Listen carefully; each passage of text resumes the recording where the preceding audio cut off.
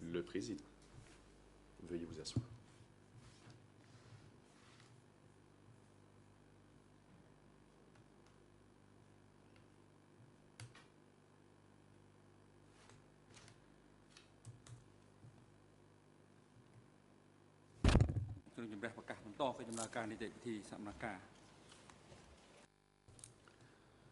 L'audience est ouverte.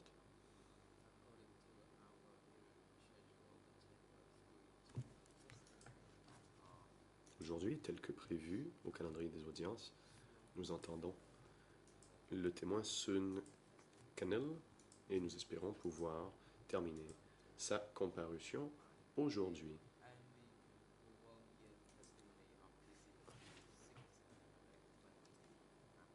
Et par la suite, nous entendrons le témoin TCW 620.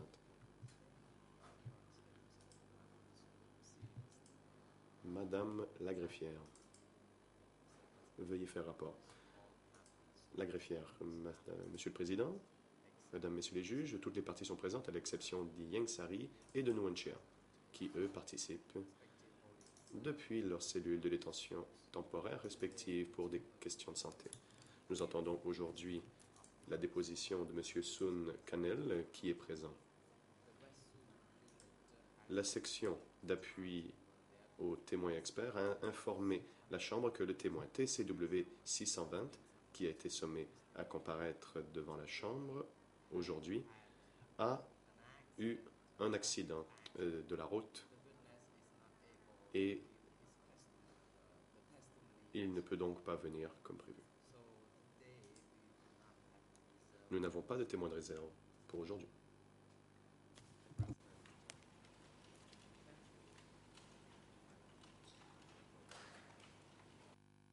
Le Président. Merci, Madame la greffière.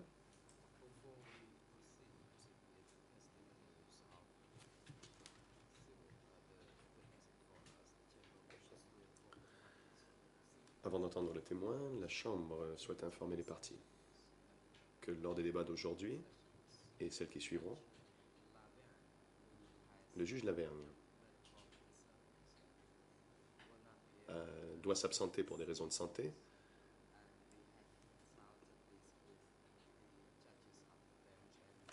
En consultation avec les autres juges de la Chambre, la juge Fentz a été désignée pour prendre sa place pendant son absence.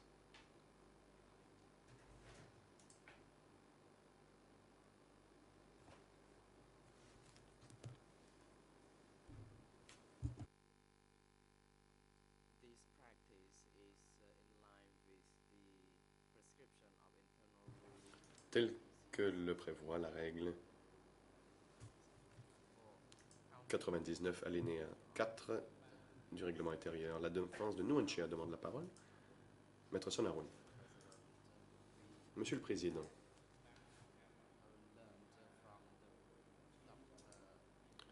le médecin qui traite Nguyen Chia nous a informé que la santé de Nguyen Chia se dégrade,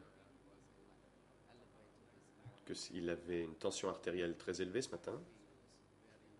Il se sent très faible. Et il n'est pas en mesure de suivre les débats dans le prétoire. Il a demandé à pouvoir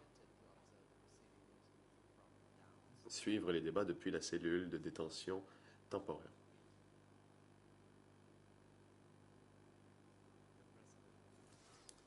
Le Président. La Chambre est saisie d'une demande de Nguyen Chia transmise par sa défense, demande par laquelle il indique vouloir suivre les débats depuis la cellule de détention temporaire du tribunal pour toute la journée. Il invoque des raisons de santé pour justifier cette demande.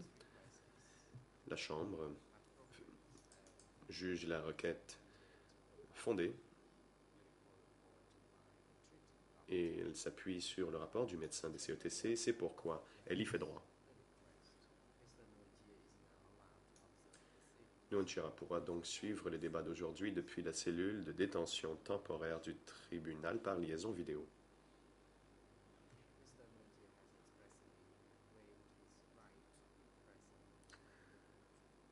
Et ce, car Nunchea a renoncé à son droit de participer directement à l'audience dans le prétoire. La Chambre demande à présent à la défense de remettre le document de renonciation portant la signature ou l'empreinte digitale de l'accusé le plus tôt possible. Et la Chambre enjoint maintenant les services techniques d'assurer la liaison vidéo entre le prétoire et la cellule de détention temporaire de Nunchea, de sorte à ce qu'ils puissent suivre les débats depuis cet endroit. Et ce pour toute la journée.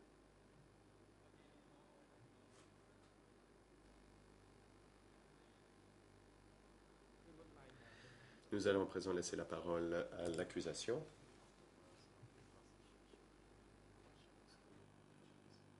Pour leur interrogatoire du témoin. Vous avez la parole. Le procureur. Bonjour, Monsieur le Président, Madame, Messieurs les juges. Bonjour, Monsieur Sunkenil. J'aimerais aujourd'hui commencer mon interrogatoire en parlant des réunions. Réunions auxquelles vous avez participé ou des réunions dont vous avez une certaine connaissance. Dans le document E3, barre 411, qui est le procès verbal, votre audition en anglais 0039 0074 A75, en khmer 003 73507 et en français 0042 4033. Vous avez dit la chose suivante. J'ai participé à une réunion de l'Assemblée de zone qui se tenait à tous les 6 mois ou annuellement. Est-ce exact, monsieur?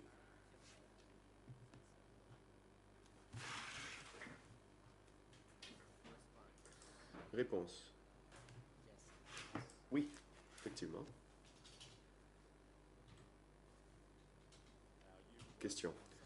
Bon, vous travaillez au bureau de télégramme de la zone, zone centrale. En fait, c'était l'ancienne zone nord qui est devenue la zone centrale, à Kampong Cham.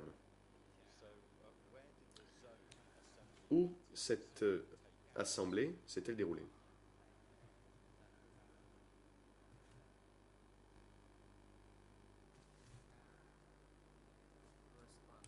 Réponse.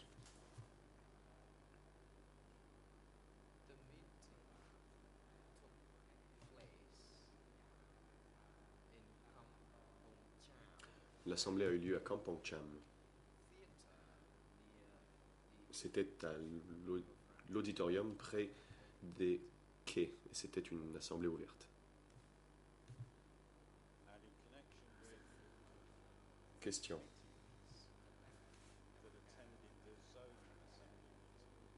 Qu'en est-il des comités qui ont assisté à cette assemblée de zone? Toujours à la même page. Vous avez dit que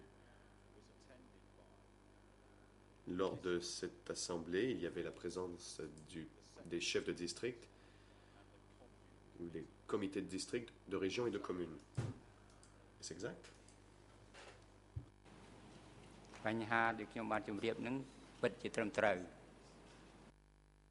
Réponse. Oui, c'est exact.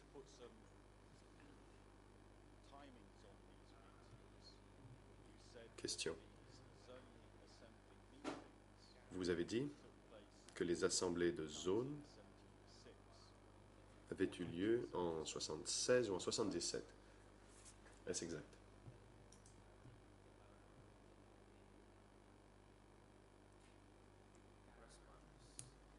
Réponse. En effet.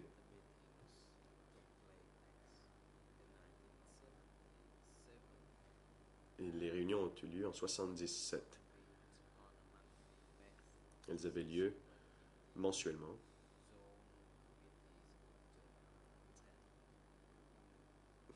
Lorsque participaient les comités de zone. Je peux bien sûr vous donner plus de détails si vous le souhaitez. En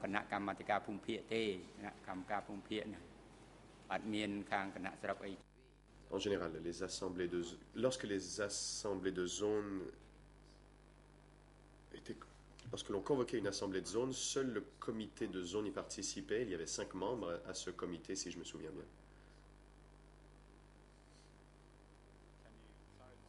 Question. Pouvez-vous m'apporter quelques précisions? Il y avait 5 membres au comité de zone et avaient leur propre réunion de comité de zone. C'est bien cela?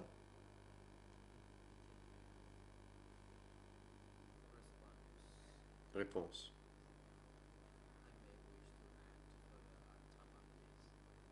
Laissez-moi apporter des précisions supplémentaires. Bon, c'est exact. Mais pour ce qui était des programmes des réunions, ça, je n'en savais rien. Je ne sais pas ce dont on parlait. Le procureur. Pour que ce soit bien clair, cette réunion spéciale où les 5 membres du comité de zone participent, est-ce que cette réunion est distincte des assemblées de zone où les membres des comités de communes participaient?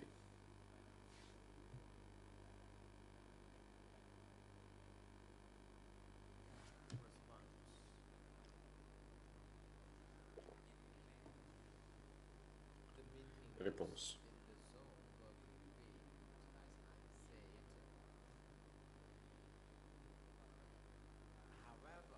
Comme je l'ai dit, on organisait des réunions de zone. Par contre, lorsqu'il y avait des participants provenant des comités de zone ou de secteur, de communes ou de secteur, il s'agissait là de réunions plus ouvertes. C'était des assemblées plutôt que les réunions du comité de zone, auxquelles seuls les membres du comité participaient. Le procureur. Donc, pour m'assurer d'avoir bien compris, les réunions de comité de zone, vous n'y participiez pas car il y avait 5 membres à ce comité. Par contre, les assemblées générales de zone, vous y avez participé. N'est-ce pas?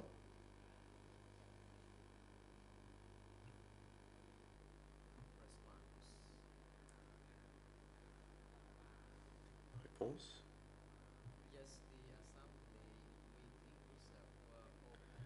En effet, les assemblées de zone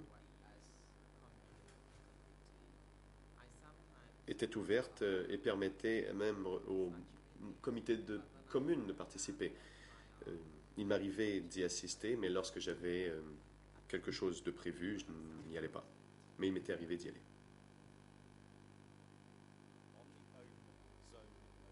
Question. Lors de ces assemblées auxquelles vous avez participé, qui présidait l'assemblée de zone?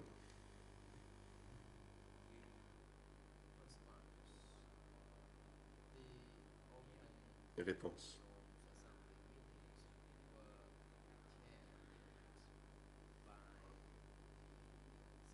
C'était le secrétaire du comité de zone qui présidait l'assemblée de zone. Question. C'était K-pop, n'est-ce pas? Réponse. Effectivement, c'était K-pop. Question.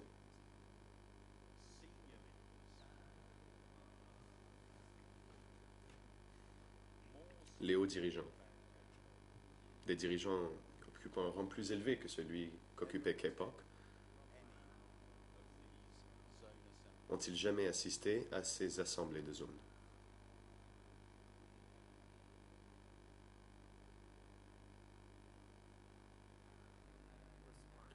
Réponse.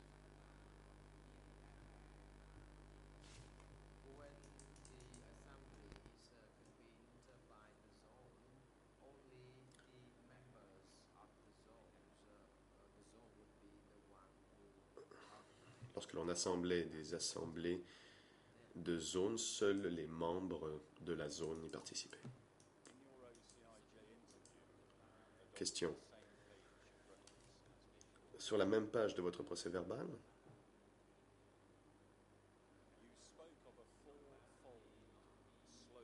vous avez parlé d'un slogan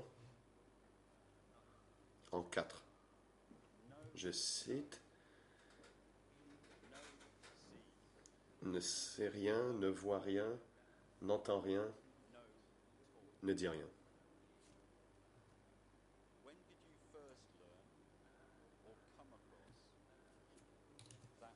Quand avez-vous vu ce slogan pour la première fois?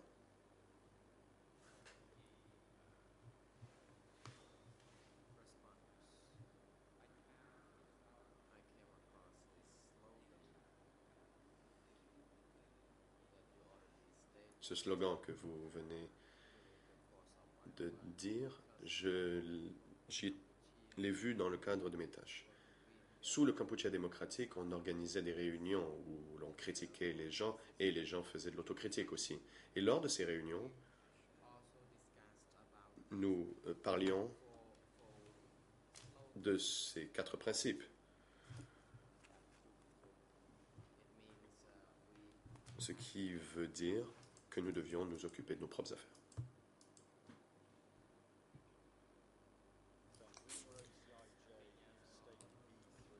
Dans le document E3, barre 344, procès verbal, l'audition, ERN en anglais 0038 44 34, en français 0042 61 54 et en khmer 00 37 35 03. Vous avez évoqué le bureau de sécurité de la zone centrale. Et vous avez dit, je cite, le centre de sécurité de la zone centrale était situé près du bureau provincial de Kampong Cham. Est-ce exact?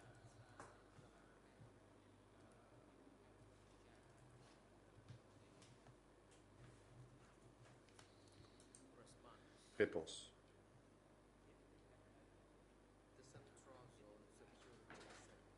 Le centre de sécurité de la zone centrale, en fait, n'était pas loin du bureau provincial de Kampong Cham. C'est exact. Question. Pouvez-vous nous expliquer la distance qui les séparait? En fait, si quelqu'un marchait depuis le centre de sécurité, le bureau de sécurité de Kampong Cham, jusqu'au bureau provincial de Kampong Cham, combien de temps cela prendrait-il?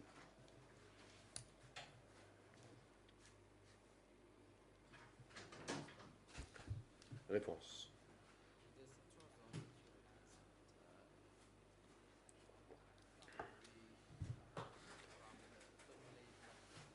Si vous partez du Tonle Sap, là où il y avait le centre de sécurité, on arrivait au bureau le bureau provincial. À gauche, c'est à peu près à 500 mètres du bureau provincial, on pouvait voir le centre de sécurité de la zone centrale. À cette époque, le bureau provincial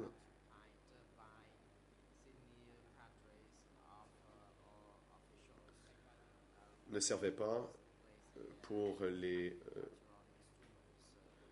les hauts représentants de la zone. C'est là qu'on entreposait en fait des outils agricoles.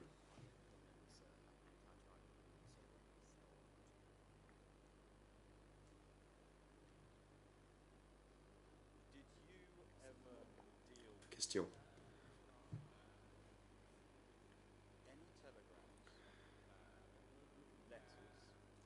Avez-vous jamais travaillé sur des télégrammes ou des lettres ou autres messages alors que vous étiez au bureau du télégraphe de la zone centrale qui faisait état du bureau de sécurité de la zone centrale?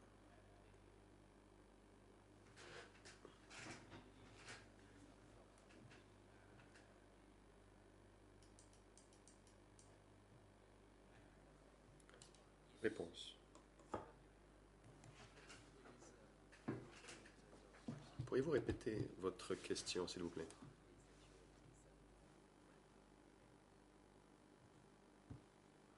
Question. Avez-vous jamais vu un télégramme ou travaillé sur un télégramme qui portait sur le sujet du bureau de sécurité? Réponse.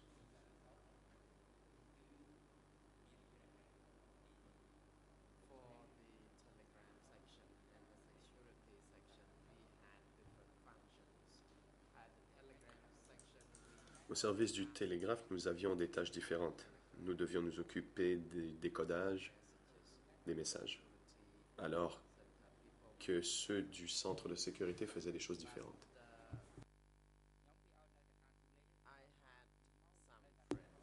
Mais j'avais des amis. J'ai surtout travaillé au bureau du télégraphe, mais j'avais un ami qui s'occupait de la sécurité. Et nous étions assez proches.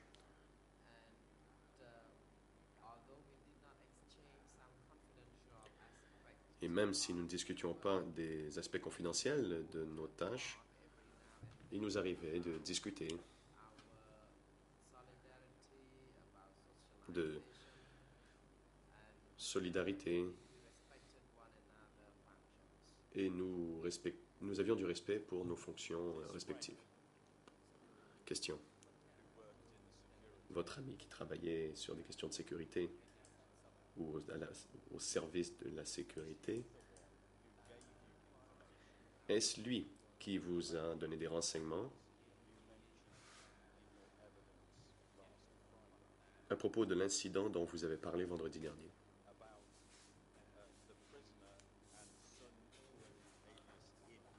À propos du prisonnier Han Sun-un, alias Im.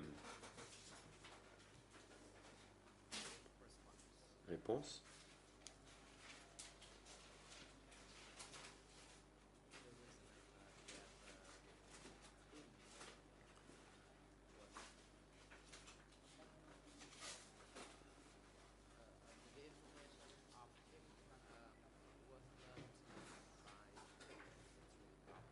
C'est le secrétaire de la zone qui m'a parlé de Im.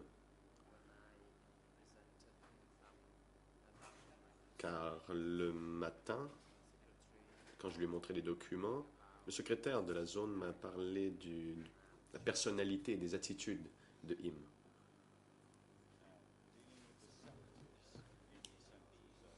Question. À propos des secteurs maintenant, par exemple le secteur 41, le secteur 42 et le secteur 43, ces secteurs avaient-ils leur propre bureau de sécurité du secteur?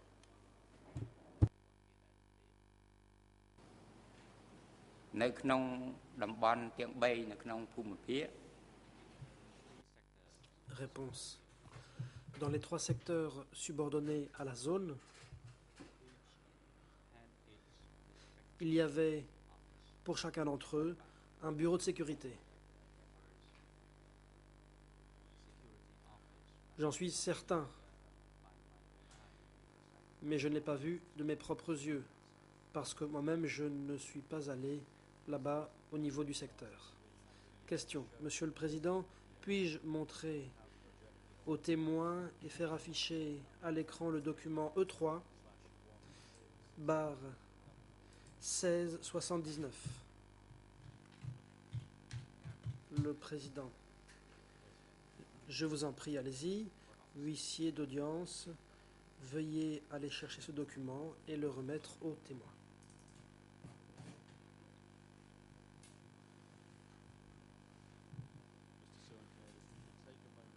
Le coprocureur. Monsieur, prenez quelques instants pour lire ce document. Je vais le résumer. E3 barre 1679. Il s'agit du télégramme numéro 15. En haut de la première page, on voit la mention suivante. À l'attention du camarade Bong Paul, respectueusement. À la deuxième page, nous voyons que le télégramme a été envoyé le 30 novembre 1975.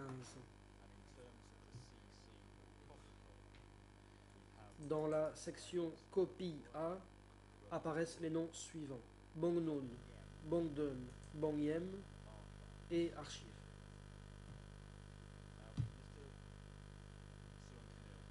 Monsieur, s'agissant des destinataires auxquels copie devait être envoyée. Vendredi, vous avez affirmé avoir reçu des instructions au niveau de la zone consistant à inscrire le nom de ces gens en tant que destinataires auxquels devait être envoyé un exemplaire du document. Est-ce exact?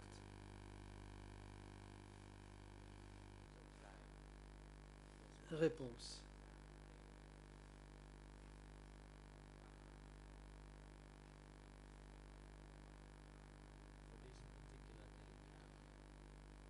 En ce qui concerne ce télégramme-ci, je ne l'ai pas vu moi-même. Je constate qu'il est signé par Chon.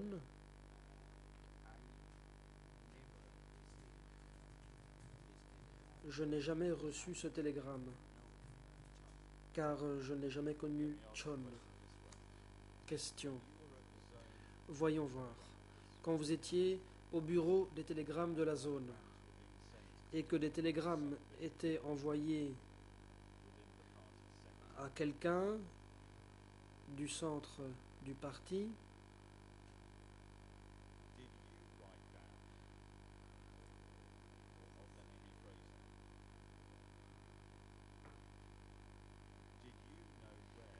est-ce que vous saviez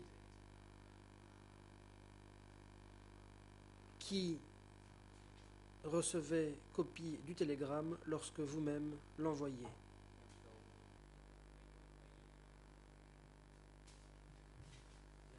Réponse. Laissez-moi vous expliquer comment cela fonctionnait. À l'époque, j'étais chargé du morse. Concernant ce télégramme-ci et son contenu, je n'en sais rien.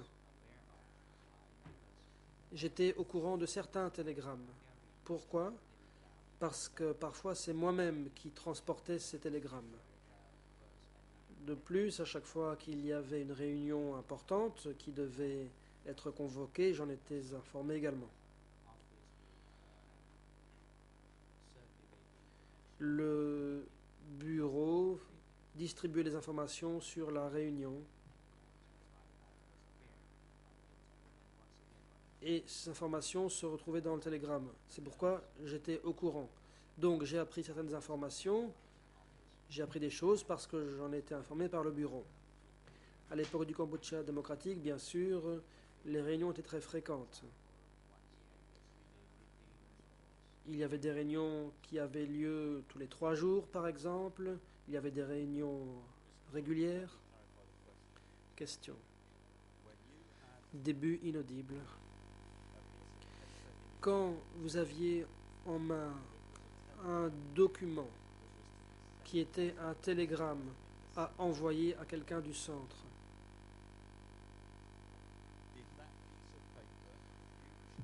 est-ce qu'en général, ce document portait le nom des destinataires qui allaient le recevoir en copie?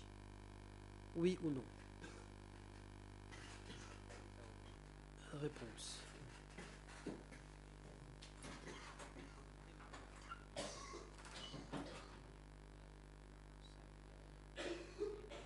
Pour qu'un télégramme soit envoyé au centre, il devait passer par la zone. Au niveau de la zone, on ne mentionnait jamais les destinataires qui devaient recevoir copie du document. Le document était seulement adressé au comité 870. Ensuite, quand le télégramme arrivait à 870, ceux qui étaient responsables des archives indiquaient qui devait recevoir copie du télégramme. Donc ça dépendait de ceux de 870. Question. Concernant ce télégramme, et je comprends bien que vous-même n'avez rien eu à voir avec celui-ci, mais essayez de vous rappeler de la période de la fin de l'année 75. Par ce télégramme, nous apprenons que la zone Est avait essayé de rapatrier, ou plutôt, employons un autre mot, de déplacer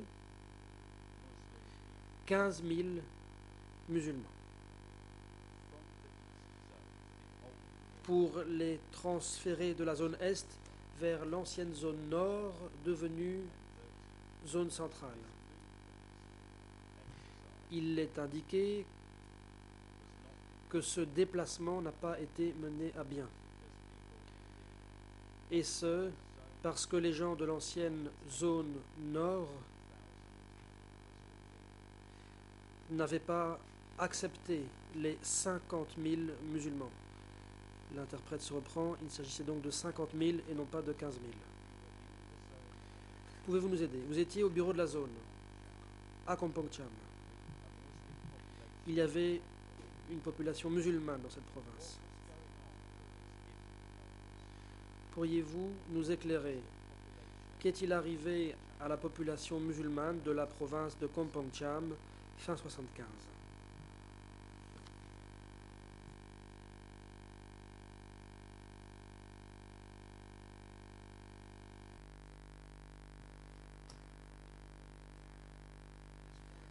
Réponse. En ce qui concerne les musulmans Cham, j'ai examiné la teneur du télégramme en date du 30 novembre 1975.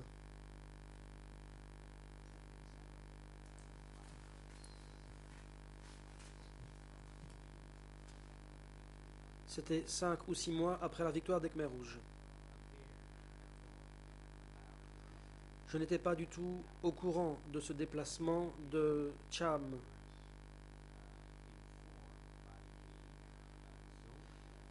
Si l'information était venue de la zone, j'en aurais aussi eu connaissance. Mais à l'époque, j'ai constaté que ces Cham, ces musulmans, qui s'étaient rendus et avaient agité un drapeau blanc, étaient restés sur place. Il n'y avait pas de raison de les transférer ailleurs. Je n'ai pas observé de tels déplacements. Mais encore une fois, quand les Khmers rouges ont pris le pouvoir, je suis resté dans la province de Siem Reap. C'est seulement quand tout est rentré dans l'ordre que je suis allé à la zone de Kampong Cham à l'époque. Ensuite, mon supérieur a été promu, il est devenu secrétaire de zone. Encore une fois,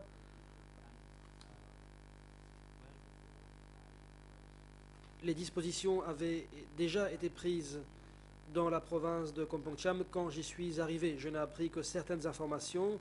Je vous raconte uniquement ce que je sais, car j'ai prêté serment. Question. Essayons de trouver des dates. Vous dites que vous avez intégré l'unité des télégrammes de Kepok fin avril 1975. C'était donc quelques semaines après la libération ou l'évacuation de Phnom Penh, donc peu de temps après. Est-ce exact ou non?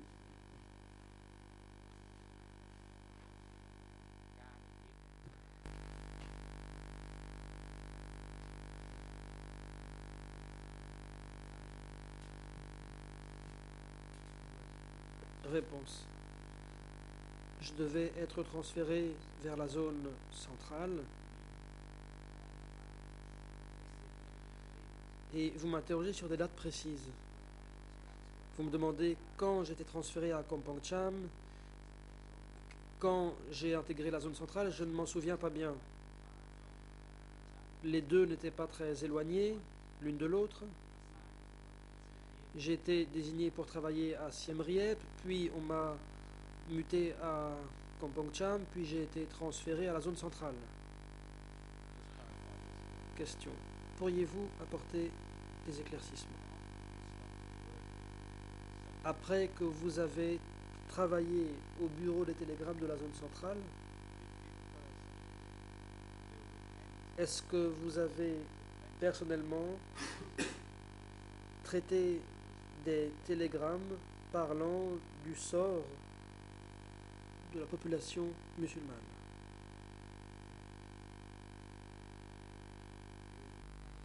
Réponse. Pendant toute la période où je travaillais à l'unité des télégrammes de la zone centrale, j'étais au courant des discussions sur les musulmans Cham dans la communauté de Hong Tom Sor.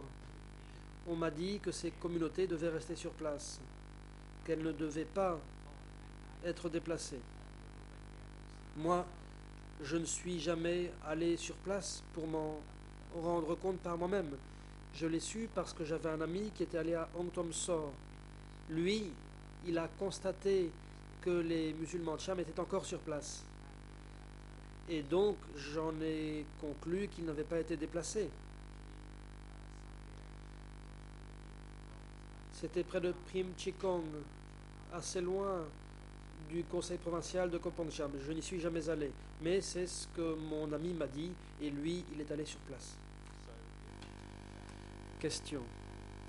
Début inaudible. Communauté Cham de Hong Tom Song.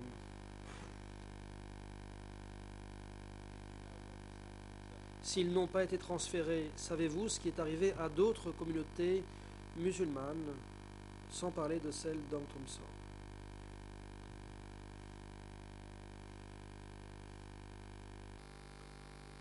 Le président. Témoin, veuillez attendre. La parole est à l'avocat cambodgien de Khieu Sampan. Maître Kongsamol. Merci. Objection. L'accusation invite le témoin à émettre des conjectures. Il lui demande ce qui serait arrivé aux Cham s'ils avaient été transférés. C'est une invitation à la spéculation.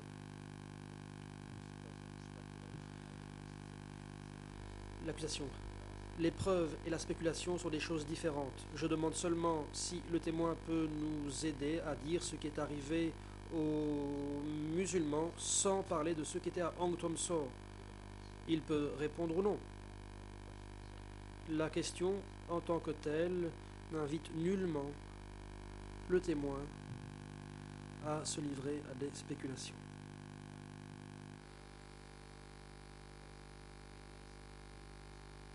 Le président. Témoin, veuillez répondre.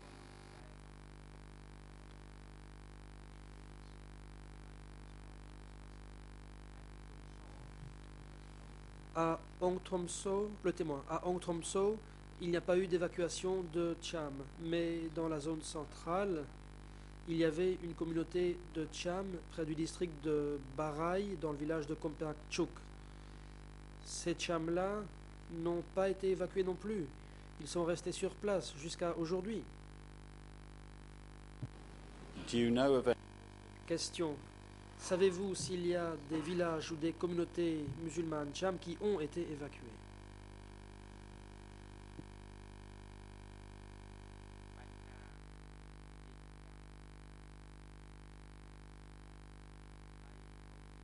Réponse. Je connaissais seulement ces deux endroits où vivaient des Cham. Je ne sais pas s'il y a eu des évacuations ailleurs. En tout cas, je n'ai rien entendu. Je connaissais seulement deux endroits où vivaient des Cham, donc Hong Tom So et le district de Barai. Question. Monsieur le Président, j'aimerais présenter au témoin le dernier télégramme E3/511. J'aimerais que le document soit aussi affiché à l'écran. Le Président. Je vous en prie, allez-y.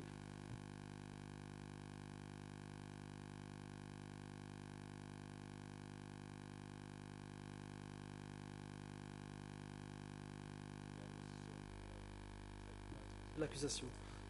Monsieur le témoin, à nouveau, Veuillez prendre connaissance du télégramme que je résume. C'est le télégramme numéro 4. Il est envoyé par le camarade Poc le 2 avril 1976. Il est adressé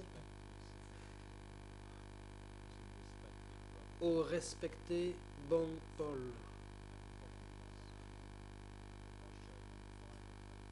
À la dernière page, on trouve la partie copie A avec les mentions suivantes. Bong Noon, Bong Kyo, bureau et archives. Prenons la première page. Le camarade Poc dit ce qui suit à la première ligne. Je voudrais rendre compte aux frères concernant la situation des ennemis, la situation des masses et la situation de la production dans la zone nord, comme ci-après. Ensuite, il y a un premier titre, la situation des ennemis dans toute la zone nord. À la première page, il y a un deuxième encadré rouge, et voici ce qu'on y trouve. Les ennemis sont d'anciens soldats.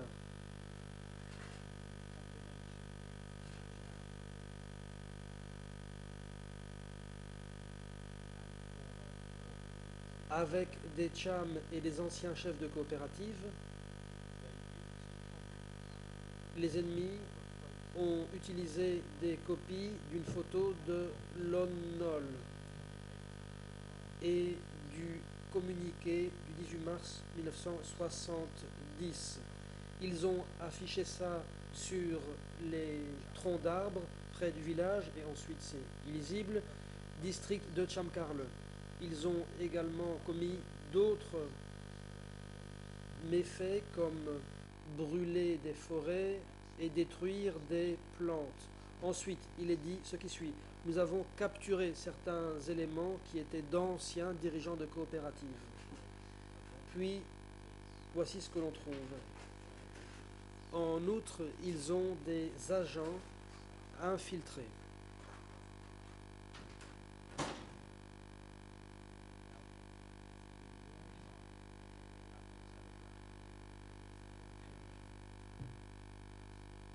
Durant la période où vous étiez à l'unité des télégrammes, avez-vous jamais reçu quelque information que ce soit donnant à penser que les chams étaient perçus comme des ennemis?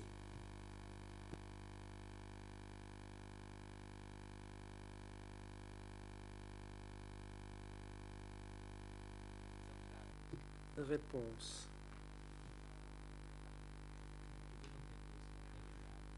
Si l'on prend ce télégramme,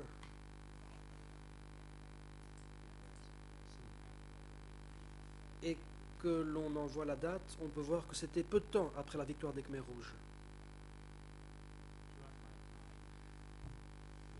Durant toute la période que j'ai passée à l'unité des télégrammes,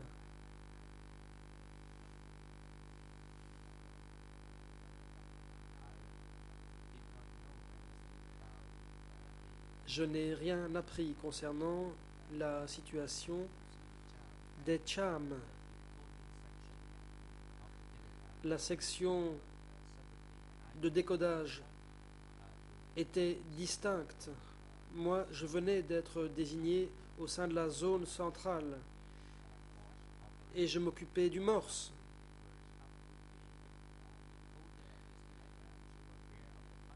C'était les décodeurs des télégrammes qui en étaient au courant, pas moi.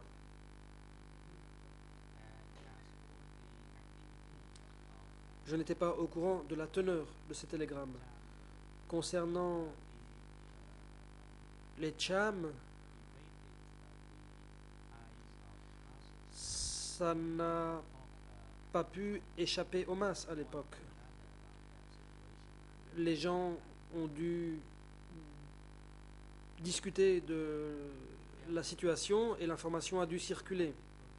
Il y a eu une manifestation de cham à Chikreng à Siem Reap. Ça a été un incident dont j'ai eu vent. Pour le reste, je n'en sais rien. Je me limitais au travail du morse. Question. Début inaudible. La question se terminait par les musulmans de Cham qui ont protesté.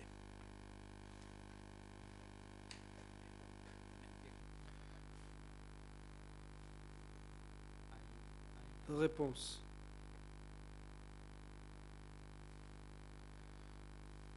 Je n'en savais rien. Ce n'est pas moi qui ai décodé ce télégramme. Je n'en sais rien. Question. Début inaudible. Ils ont été arrêtés dans votre zone et vous aviez des informations à leur sujet. As far as you were concerned, Juste un mot, Monsieur le Président. En fait, voilà plusieurs reprises que nous n'avons pas en français la traduction du départ des questions de Monsieur le procureur. Je pense que peut-être vous parlez trop vite après avoir allumé le micro. Je ne sais pas exactement pourquoi, mais la dernière question, nous n'en connaissons pas le départ et celle que vous alliez poser à l'instant non plus. Je voulais vous le signaler.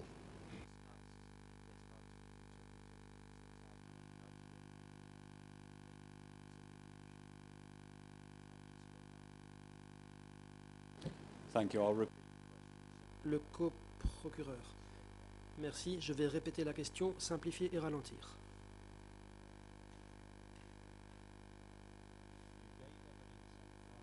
Vendredi,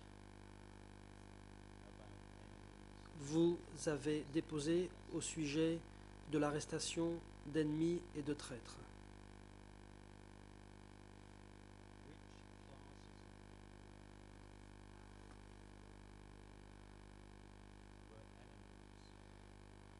Quelles étaient les catégories de gens qui étaient les ennemis des Khmers rouges?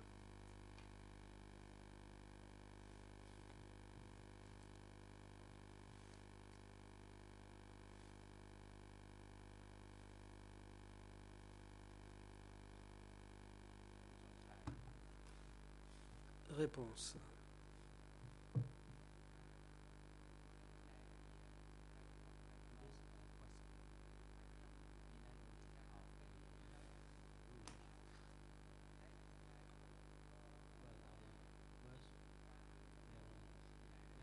Pour ce qui est des ennemis des Khmers rouges, à l'époque j'étais très jeune et mes responsabilités étaient bien limitées.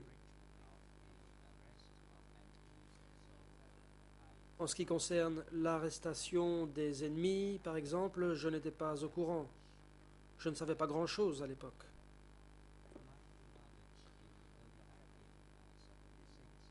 À ma connaissance, au début 1976, il n'y a pas eu d'arrestation à grande échelle. Mais en 1977 et 1978, il y a eu des arrestations en masse. Question. Monsieur le témoin, est-ce que vous étiez encore à l'unité des télégrammes de la zone centrale durant les semaines qui ont précédé l'arrivée des forces d'occupation vietnamienne en janvier 1979?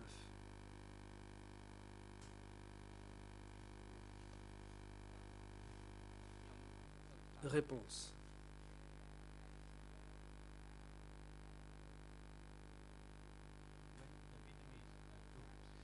Quand les forces vietnamiennes sont arrivées au Cambodge, le 7 janvier 1979, je travaillais dans la zone centrale.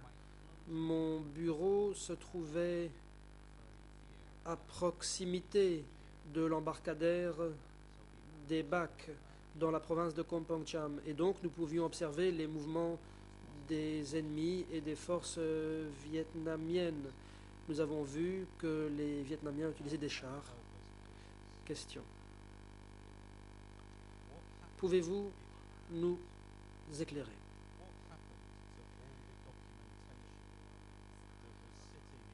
Qu'est-il arrivé à tous les documents qui se trouvaient dans les bureaux de la zone centrale, y compris à l'unité des télégrammes? Qu'est-il arrivé à tous ces documents le jour de l'arrivée des Vietnamiens?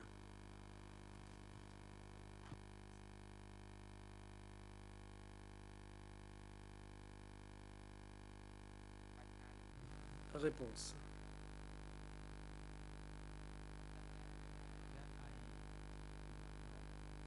Je n'en sais rien. Quand les Vietnamiens sont arrivés, j'ai pris la fuite. Les gens ont dû fuir pour se sauver. Ils ne se souciaient pas des documents qu'ils laissaient derrière eux. Et j'ignore qui est entré en possession de ces documents. J'ai simplement pris la fuite. Je n'en sais rien. C'est tout ce que je peux dire. À l'époque, le chaos régnait. J'ai dû m'enfuir. J'ai vu qu'il y avait des renforts autour de la ville de Kompong Cham, près du Tonle Butt également. J'ai dû m'enfuir. J'ai dû quitter Bang Snai pour aller à Vinh Vong et puis Wat Toko. Question. Merci pour vos réponses. Je vais céder la parole aux avocats des parties civiles. Merci beaucoup.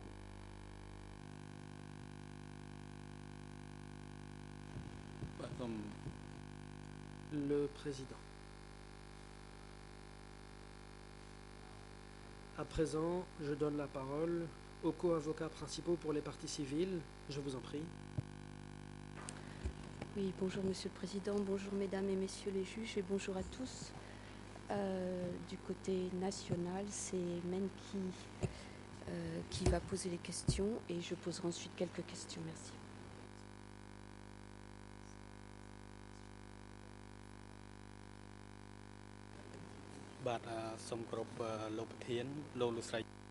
Maître Kim Menki.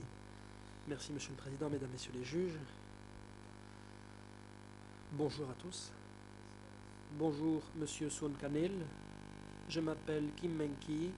Je représente les parties civiles et je travaille pour Avocats sans frontières. J'ai des questions à vous poser sur votre parcours personnel et sur votre statut durant le régime des Khmers rouges. À compter du moment où vous avez rejoint la Révolution et jusqu'à la chute des Khmers rouges,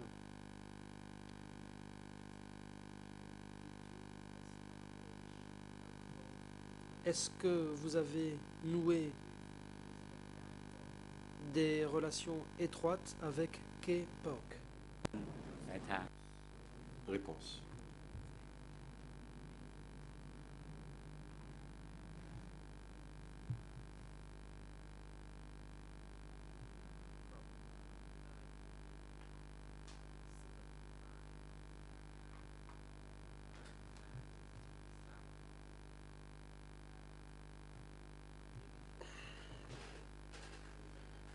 À partir de 1975, j'ai eu des échanges avec Khe Pok, et ce jusqu'en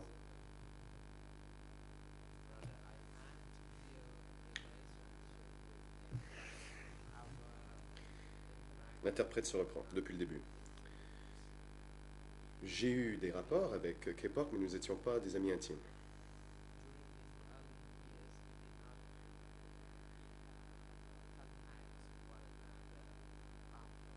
Et nous n'avions pas d'échanges fréquents au début.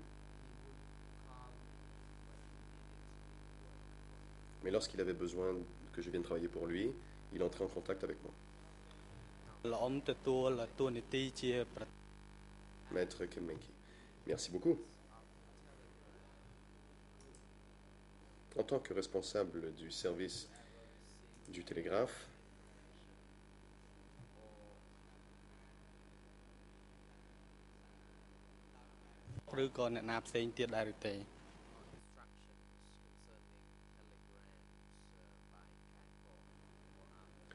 avez-vous reçu des instructions au sujet des télégrammes de la part de Khe Pok ou d'autres personnes? Réponse.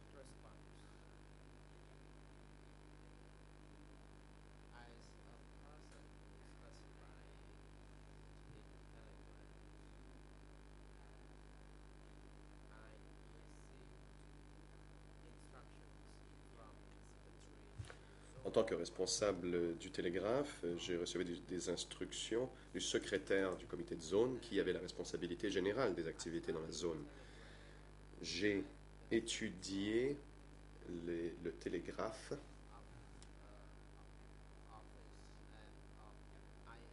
au bureau central.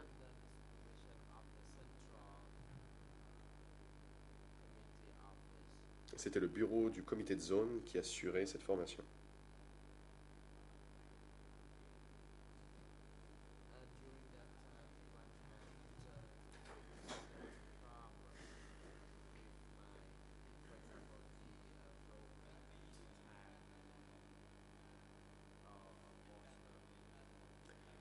Par exemple, si l'équipement qui servait à faire le morse était cassé, il fallait l'envoyer à Phnom Penh pour réparation. Question.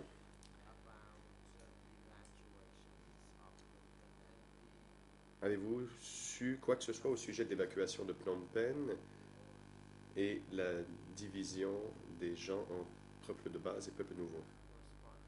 ជំនះប្រជាជនចេញពីភ្នំពេញនិងថាទៅកន្លែងផ្សេងណាផ្លេចអាសំណួរនេះសូមសួរម្ដងទៀត Le témoin, je ne crois pas avoir compris votre question. Question. Étiez-vous au courant de l'évacuation des résidents de la capitale et la division du peuple cambodgien en peuple nouveau et peuple ancien?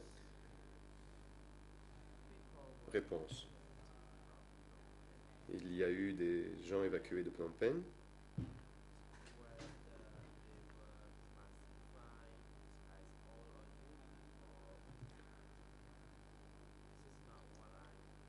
À savoir s'ils étaient divisés en nouveaux et anciens, je n'étais pas au courant.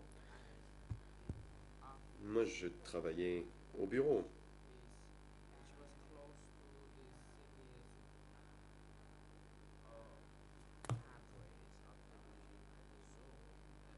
Qui était proche des hauts responsables de la zone, et je ne savais pas grand-chose de ce qui se passait au niveau de la base.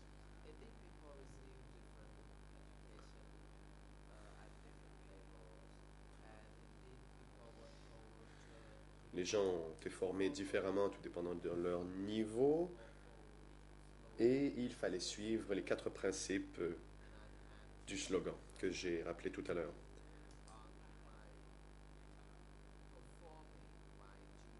Moi, je me suis concentré à m'acquitter de mes tâches de façon efficace. Question.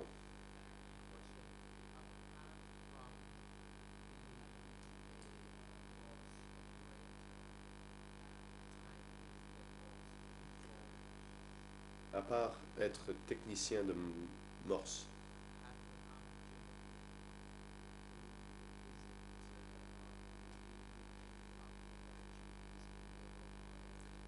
avez-vous rencontré des évacués là où vous étiez? Réponse.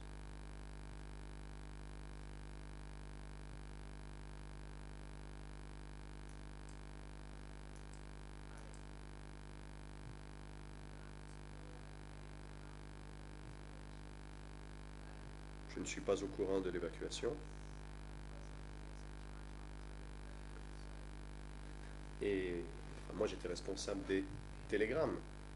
Et c'était mon travail.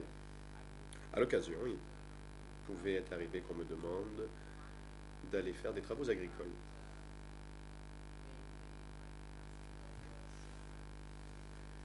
Mais moi, je travaille surtout au service du télégraphe. Et enfin, je n'ai pas été épargné.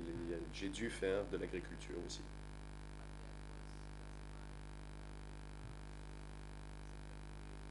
C'était une tâche secondaire.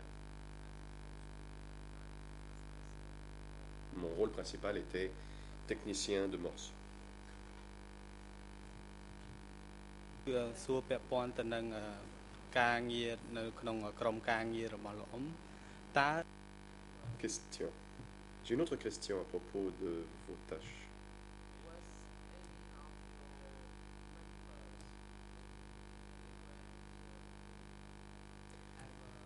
Et y avait-il eu des sanctions commises, enfin imposées plutôt, à l'encontre de vous ou de vos collègues si vous ne vous étiez pas bien acquitté de vos tâches, si vous n'aviez commis une erreur par exemple? Réponse. Tout le monde dans mon groupe, à l'unité du télégraphe, savait très bien qu'il fallait se conformer au slogan et ses 4 principes. Ne rien savoir, ne rien dire, etc. Il y avait des réunions fréquentes, il y avait des petites réunions, des réunions un peu plus importantes, des séances d'autocritique. Nous étions bien au courant et il fallait faire très attention, car personne ne voulait se retrouver dans une situation où il allait recevoir des critiques. Nous ne voulions pas non plus être critiqués par d'autres. Et nous devions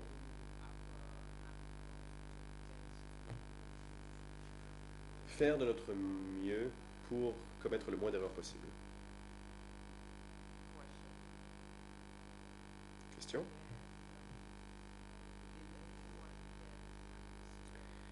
Est-ce qu'il y a eu des sanctions prises contre ceux qui commettaient des erreurs?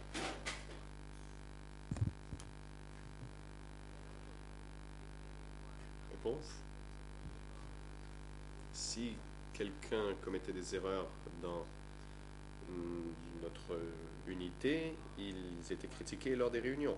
Vous pouvez bien sûr me demander plus de détails sur les séances d'autocritique et sur la façon dont elles se déroulaient, mais c'était de cette façon que les gens devaient corriger ou étaient critiqués et devaient se corriger s'ils faisaient une erreur. Question?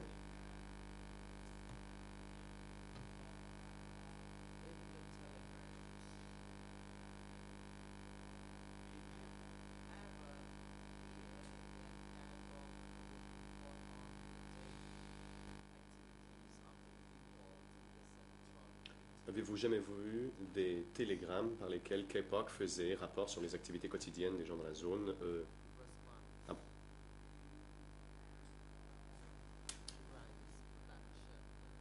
Réponse.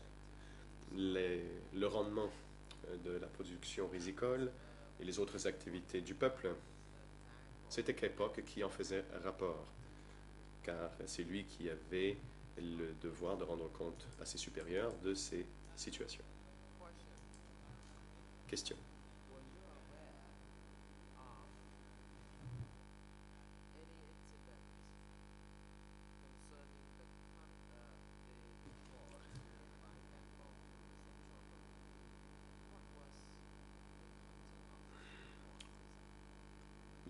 Avez-vous vu le télégramme dans lequel KPOC faisait rapport à l'échelon supérieur de l'incident? Réponse.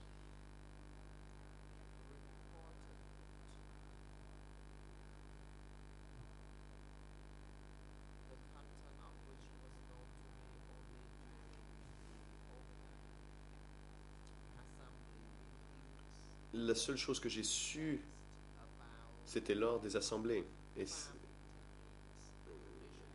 Et par exemple, les techniques agricoles, les techniques traditionnelles, les techniques plus modernes pour la production agricole, et il en parlait lors des assemblées.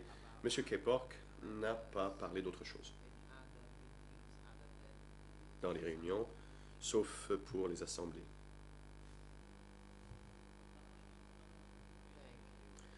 Merci.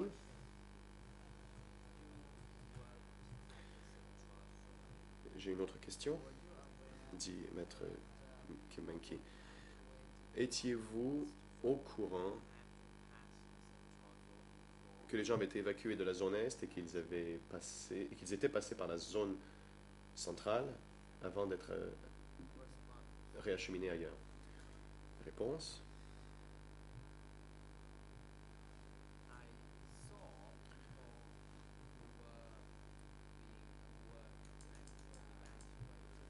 J'ai vu les gens qui ont été évacués de la zone Est. Et qui sont passés par la zone centrale. Certains ont été évacués vers Kampong Tmor.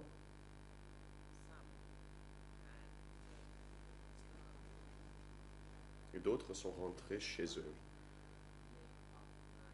En effet,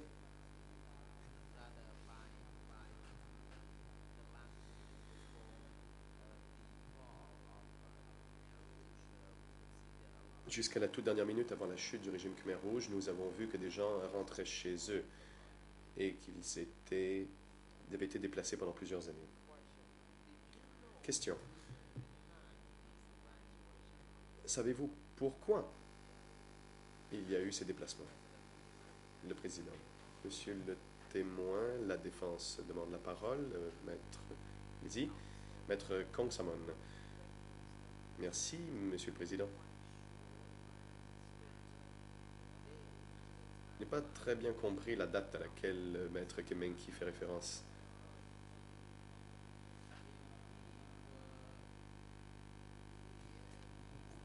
En effet, s'il posait des questions plus claires et s'il expliquait s'il parle ici de la deuxième ou de la première phase de l'évacuation ou s'agit-il de la troisième phase? Je ne sais pas ce qu'il en est.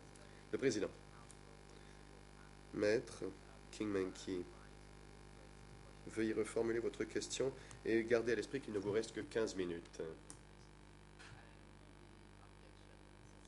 En effet, la Chambre retient l'objection de la défense. La partie civile. Merci, Monsieur le Président. En fait, je n'ai plus d'autres questions à poser aux témoins et j'aimerais maintenant laisser la parole à ma consoeur qui poursuivra l'interrogatoire au nom des parties civiles. Et je vous remercie beaucoup, Monsieur le témoin, pour vos réponses.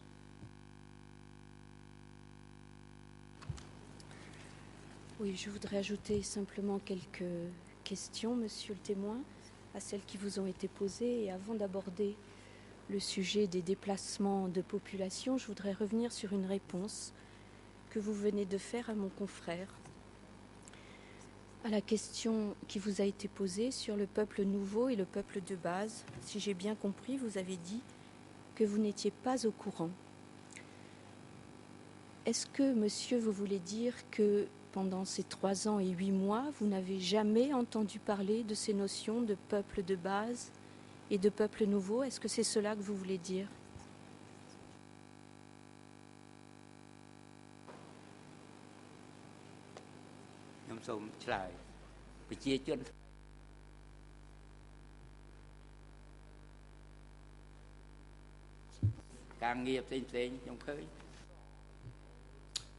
Oui. J'ai vu les nouveaux et les anciens, mais je n'ai pas très bien compris exactement comment on gérait ces gens et les traitements qu'on leur réservait. Je vous remercie sur cette précision. Je voudrais maintenant vous parler des déplacements de personnes. Et tout d'abord, dans votre interrogatoire E3/344, à l'ERN en français 00 42 61 54, anglais 00 38 44 33, Khmer 00 37 35 04, vous dites ceci, et je vous cite. J'ai oublié la date de la construction du barrage du 1er janvier. Le nommé Cham était le responsable du chantier de construction du barrage du 1er janvier qui s'étendait de Kampong Tmor jusqu'à Stung Chinit. La population est venue de toutes les régions pour construire ce barrage du 1er janvier. Comment savez-vous, monsieur, que la population est venue de toutes les régions pour construire ce barrage?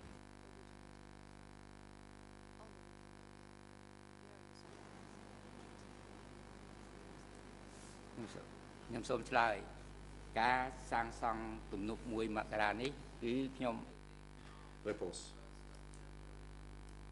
La construction du barrage du 1er janvier, je connaissais bien cet événement. En effet,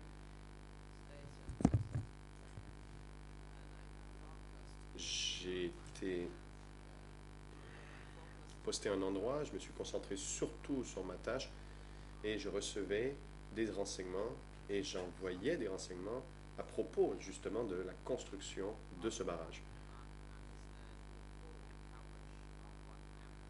Je n'ai pas une compréhension exhaustive de cette situation et de l'événement, mais du moins la construction du barrage, en effet, j'étais au courant.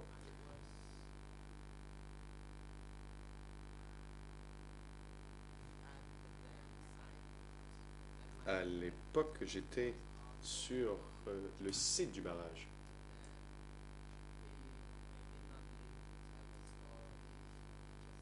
Et il n'a pas survécu, cette personne n'a pas survécu assez longtemps, il est mort récemment et donc n'a pas pu raconter son histoire. Est-ce que vous savez d'où venaient ces gens qui travaillaient sur le barrage?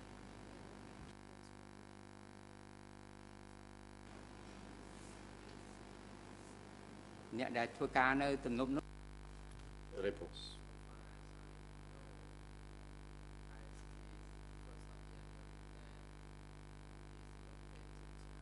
D'après mes connaissances, le barrage du 1er janvier est dans le district de Baraï, à Kampong-Tmor.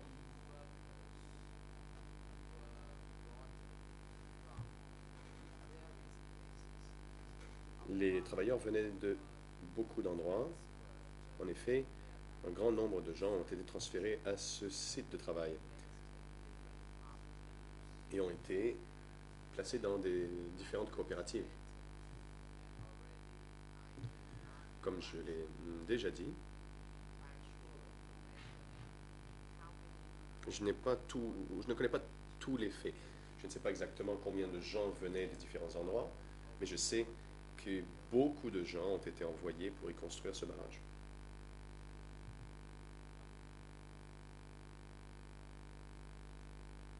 Merci, monsieur, pour les éléments que vous pouvez me donner, au moins.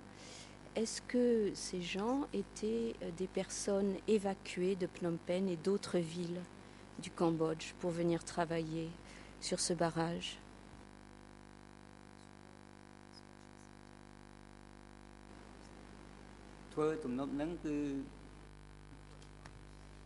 Réponse.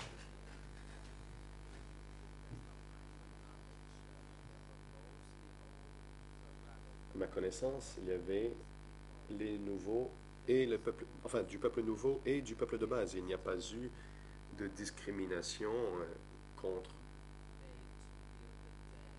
des gens dans la construction de ce barrage.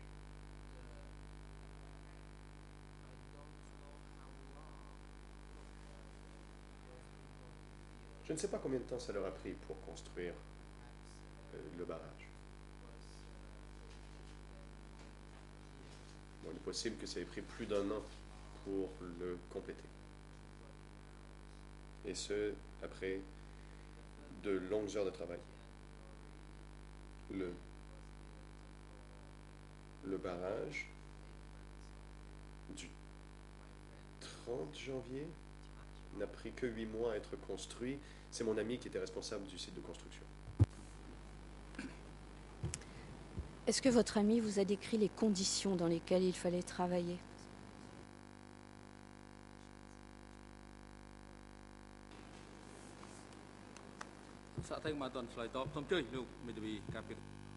Le président, monsieur le témoin, veuillez attendre. La défense de Khieu Samphan demande la parole. Maître, allez-y, maître Kong Sama. Monsieur le président, merci.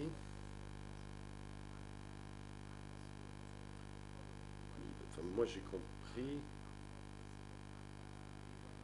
que les questions que posaient les questions de la Conseil sur le 1er janvier, l'avocate principale pour les parties civiles ne pose des questions que sur la site de construction du barrage du 1er janvier, ce qui n'est pas pertinent pour le cadre de ce dont on fait. Je ne me suis pas opposé aux deux premières questions, donc maintenant je lève une objection pour la troisième question. Monsieur le Président, je pose surtout des questions sur les personnes qui ont travaillé pour savoir s'il s'agit de personnes qui ont été transférées.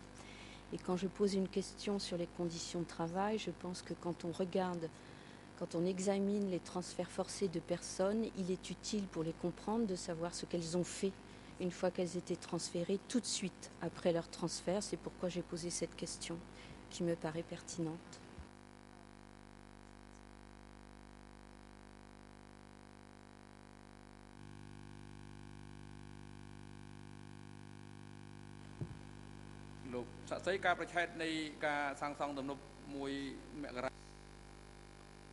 Le président.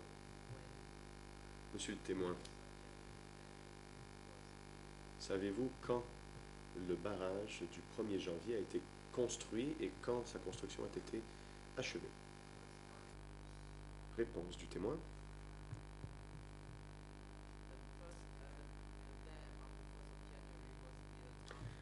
Il a été construit le 1er janvier. Mais je ne me souviens pas de la date exacte.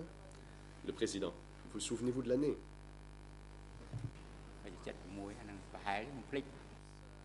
Réponse. Bon, il est possible que ça ait commencé en 1976, mais je ne suis pas certain. Je ne m'en souviens pas très clairement, ce que je regrette beaucoup. Le président.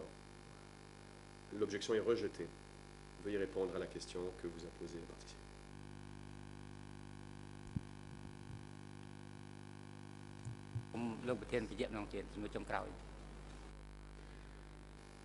Le témoin. Madame, pouvez-vous répéter votre question? Le président. On vous a posé des questions à propos des conditions de travail sur le chantier du barrage. Pouvez-vous informer la Chambre des conditions de travail sur le chantier? Réponse du témoin.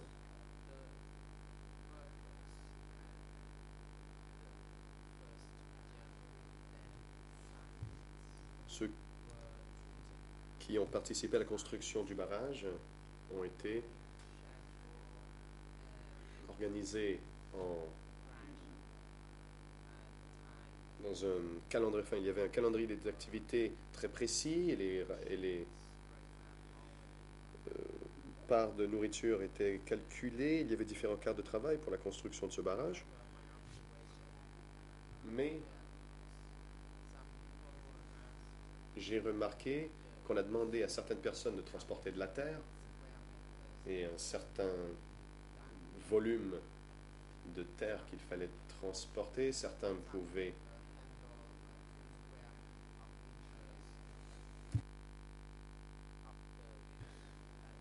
quelques 2 mètres cubes de terre, d'autres ne pouvaient pas. Et donc il y avait un certain sentiment parmi les travailleurs que c'était injuste. Certains pouvaient en faire plus, d'autres pouvaient en faire moins.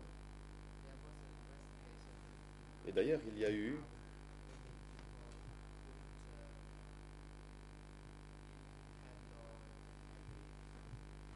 on a cherché à voir combien de personnes pouvaient faire les tâches plus lourdes.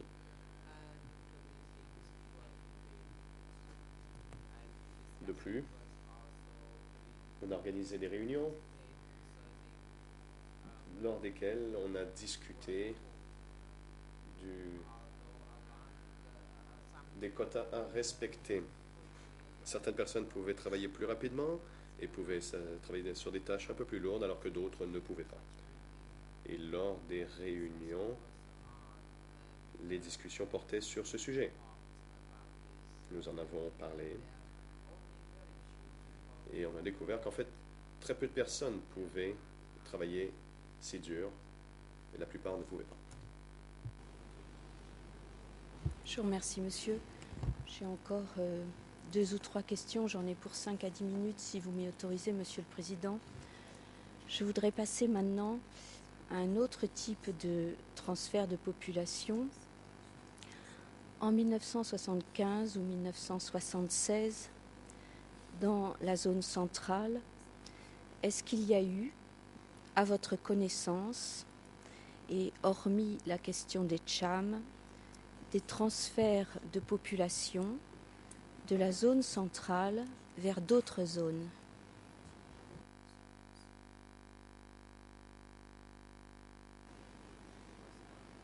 Nous sommes là. Carជំនះប្រជាជនចេញពីភូមិភាគកណ្ដាលគឺតាមខ្ញុំមើលទៅភូមិភាគផ្សេងដូចមិនមាន Réponse. Je n'ai pas remarqué qu'il y avait de tels transferts. En effet, la zone centrale est très grande.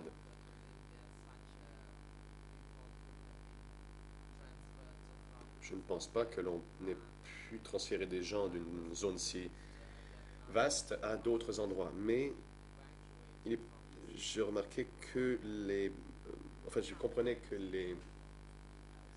je pense qu'il est possible que des populations des villes aient été évacuées vers les zones rurales, mais je ne pense pas que l'on ait évacué des gens de la zone centrale vers d'autres zones.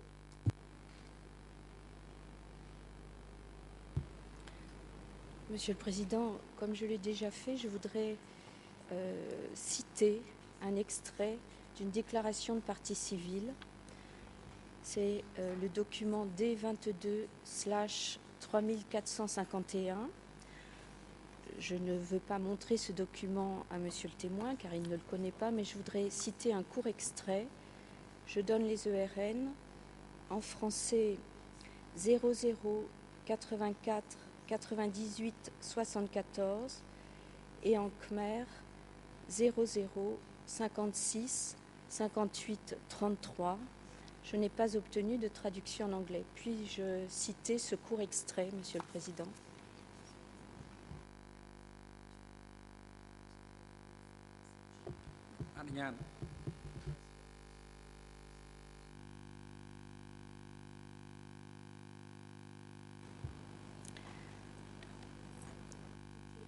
Allez-y. Merci. L'extrait est le suivant.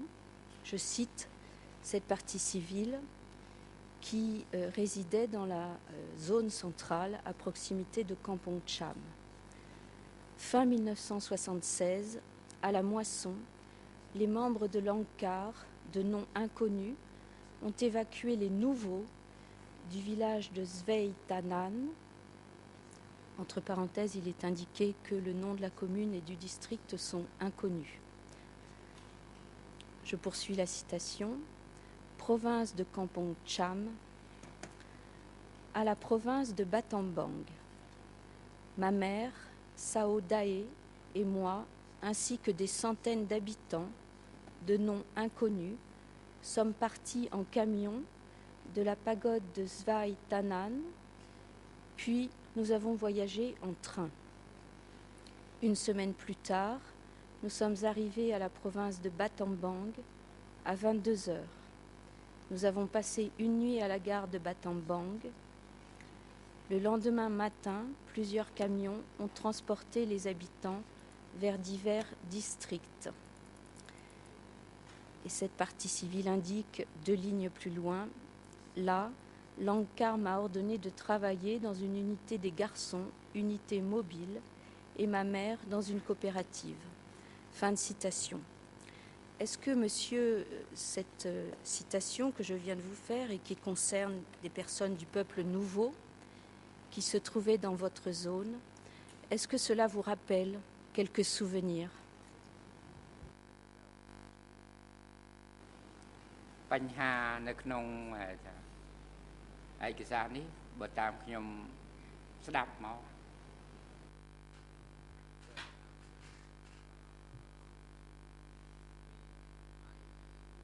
J'ai écouté la lecture de cet extrait. Je ne pense pas que Svai Tanon soit dans la zone centrale. Peut-être que l'avocate s'est-elle trompée dans le nom du village. Je ne me suis pas trompée ni sur la zone ni sur la province, monsieur, mais je vous remercie pour vos réponses en tout cas. Et je n'ai pas d'autres questions. Merci, Monsieur le Président.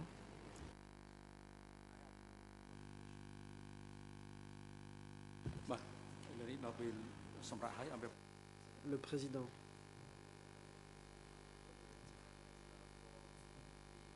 Merci. Nous allons observer une pause. Les débats reprendront à 10h45. Huissier d'audience, veuillez apporter votre assistance aux témoins pendant la pause et veuillez le ramener dans le prétoire pour 10h50.